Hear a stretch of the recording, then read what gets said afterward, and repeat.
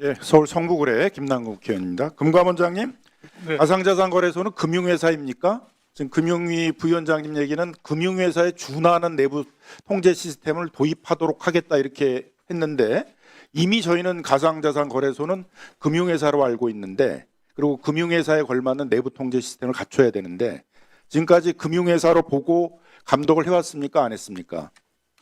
가상자산 거래소는 현행법상으로는 금융회사는 아닙니다. 금융회사는 아닙니까? 네. 이렇게 대규모의 국민들의 자산들을 거래하고 그걸 지켜야 되는 그런 곳인데 그걸 금융회사와 이렇게 금융회사의 체계로 감독하지 않았던 이유는 뭡니까? 이게 저희가 입법적인 영역을 저희가 살펴보면은 원래 특정 거래법 정보법 특근법상에 보면 예. 투탁 방지 차원에서 이제 규제 입법으로 먼저 도입하려고 하던 게 처음 입법 취지였고요. 예, 예. 그 뒤에 한번 다 종합해서 좀 답변해 주십시오. 그 화면 띄워 보시죠. 저희가 좀 빗썸하고 다른 가상 자산 거래소를 한번 비교를 해봤어요. 그랬더니 그 업비트 같은 경우에는 실제 지갑 보유량하고 장부상에 있어서의 이제 거래상의 그 합계, 요게 계속 차이가 날 수 있잖아요. 그걸 5분마다 이제 조정을 해가지고 일치시키는 자동 시스템을 운영하고 있어요. 그걸 디프 모니터링 시스템이라고 그러는데, 그걸 운영하고 있는데 지금 빗썸을 보게 되게 되면은 그런 것들은 없었던 것 같단 말이에요. 실제 지갑에는 42,000개 정도의 비트코인이 있었는데 62만 개가 거래될 수 있도록 그렇게 지금 장부상 그렇게 되도록 했고 그게 일치가 빠른 시일 내에 되질 않았잖아요. 그러니까 이게 가상자산 거래소 간에 있어서도 거래 안전을 확보하기 위한 시스템 운영상에 큰 차이가 있다고 보여집니다.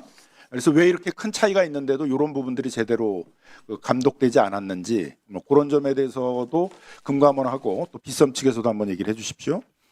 그 다음에 두 번째 거는 이제 보통 이벤트 행사 같은 걸 하게 되게 되면 이제 금융 회사들 경우에 있어서는 그 이벤트 행사에 필요한 계정을 따로 만들어서 그 계정에다가 그게 뭐 비트코인을 요 이벤트 행사로 뭐 500개 쓰겠다 그러면 그 500개를 이제 거기다가 집어넣고 그 한도 내에서 이제 운영을 하기 때문에 그 이벤트 행사 과정 속에서 뭘 초과해 가지고 비트코인이 이제 배포가 된다거나 이런 것들은 이제 발생하지 않게 된단 말이에요. 어떻게 보면 이건 기본적인 이제 상식 같은 거 같은데 이번 사건을 보면은 이제 그 빗썸 같은 경우는 이번 이벤트 행사라면서 별도의 이벤트 계정 같은 걸 안 만들었던 것 같아요. 그러다 보니까 이게 42,000개밖에 안 갖고 있는데 62만 개가 배포되는 그런 이제 상황이 발생한 거 아닙니까? 요거에 대해서는 좀 빗썸 측에서 다른 다른 이제 가상 자산 거래소나 뭐 금융회사들에서 일반적으로 하는 이벤트 행사 때에 별도의 이벤트 계정을 만드는 이런 식의 운영 시스템이 없는지 그것들 한번 말씀을 해주셨으면 좋을 것 같고요. 그 다음에 또 문제점 중에 하나가 이건 뭐 금융회사뿐만 아니라 일반 회사의 경우에도 거래 규모가 크면은 이제 그 규모에 맞춰 가지고 이제 여러 다층적인 결제 시스템이 있잖아요. 그죠? 뭐 예를 들면 1,000개 이상의 거래를 한다. 그런 거에 대한 감독을 한다 그러면 그걸 담당자만 전결로 하는 게 아니라 그 위에 뭐 부장이든 차장이든 결제를 할 거고 그 위에 이렇게 시스템이 있을 거 아니에요. 그죠? 거래 규모나 이런 거에 따라서. 그럼 그거에 의해서 걸러지게 돼 있는데 오류들이 이건 무려 62만 개를 거래하는 셈인데 그걸 그냥 담당자만 했다. 거기에 대해서 다른 결제 시스템 같은 것들에 대해서 걸러지지가 않았다. 이것도 굉장히 놀라운 얘기인 것 같아요. 이렇게 국민들의 많은 재산들을 거래하는 빗썸 같은 회사에서 회사의 기본적인 체계도 운영되지 못했다라는 것들은 굉장히 좀 놀라운 것 같은데 또 다른 회사 같은 경우에 있어서는 이제 상호 또 견제 시스템도 있잖아요.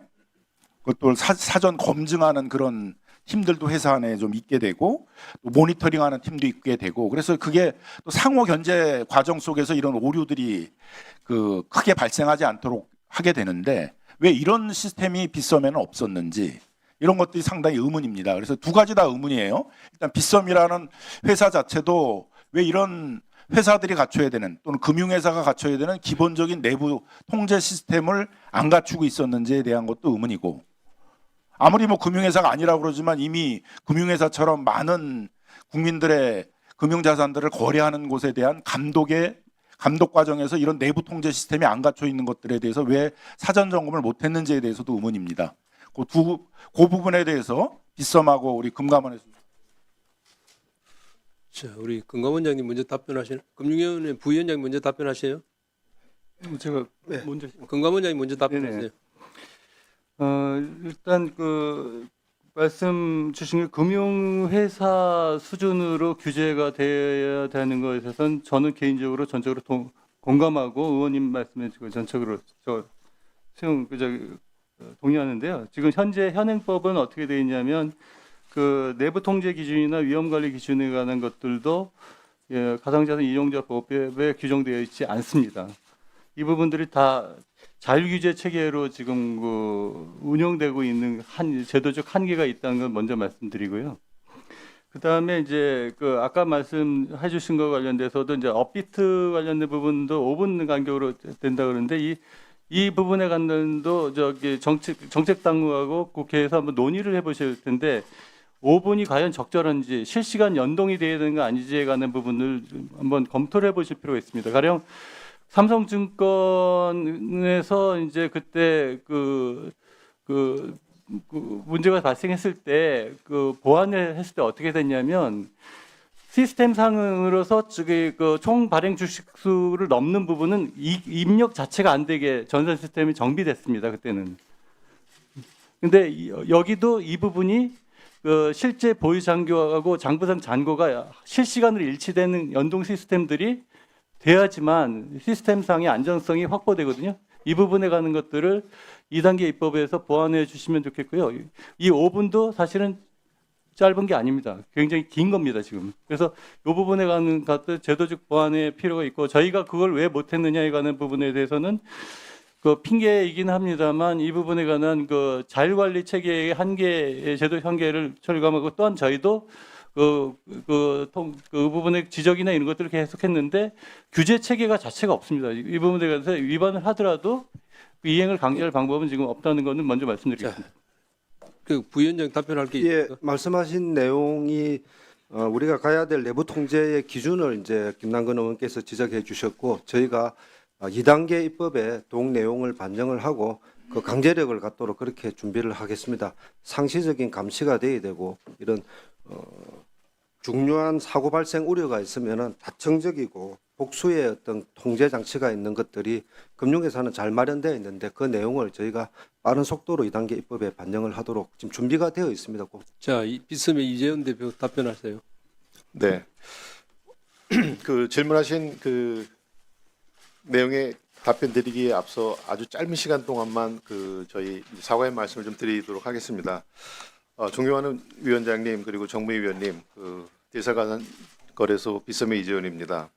우선 당사의 이벤트 오지급 사고 소식으로 상심이 크셨을 국민 여러분께 진심으로 사과드립니다.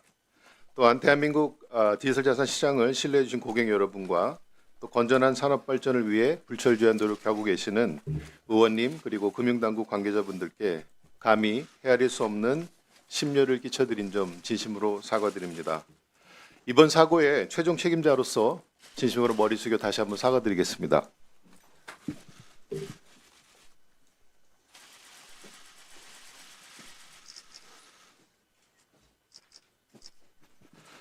질의하신 내용에 대해서 간단하게 답변을 드리겠습니다.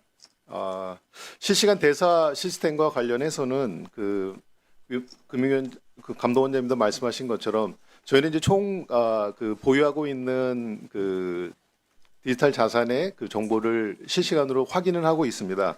이번 그 이벤트 오지급 그 사고와 관련해서 저희가 지급하고자 하는 양이 현재 저희가 보유하고 있는 양을 크로스 체크하는 그런 검증 시스템은 이번에 반영되지가 못했던 사항을 인정합니다. 또한 이벤트 설계 과정에서 저희가 이제 지급하고자 하는 내용량만큼만 이제 한도 계정으로 분리하는 부분도 이번 저희 사고에서는 이제 반영되지 못했던 부분이 있습니다. 또 마지막으로 질문하셨던 다중결제와 관련됐던 부분은 저희가 오랜 기간 동안 뭐 유사한 이벤트를 많이 진행하면서 사실은 다중결제 관련된 부분을 내부에 탑재해서 운영을 해 왔는데요. 다만 이제 변명은 아니고 저희가 거래소 시스템을 지원해주는 이제 백엔드 시스템 즉 운영 시스템 상에서 고도화를 사실 거래소 운영과 병행하고 있었습니다. 그러다 보니까 새로운 시스템으로 이제 저희가 이전하는 과정에서 이러한 부분이 누락된 상태에서 진행이 됐던 점 명백하게 인식합니다. 자, 마무리해 주시기 바랍니다. 알겠습니다. 자, 다른 의원님들도 지적하실 거니까요. 의사 진행관, 예, 강민구 의원 1분만.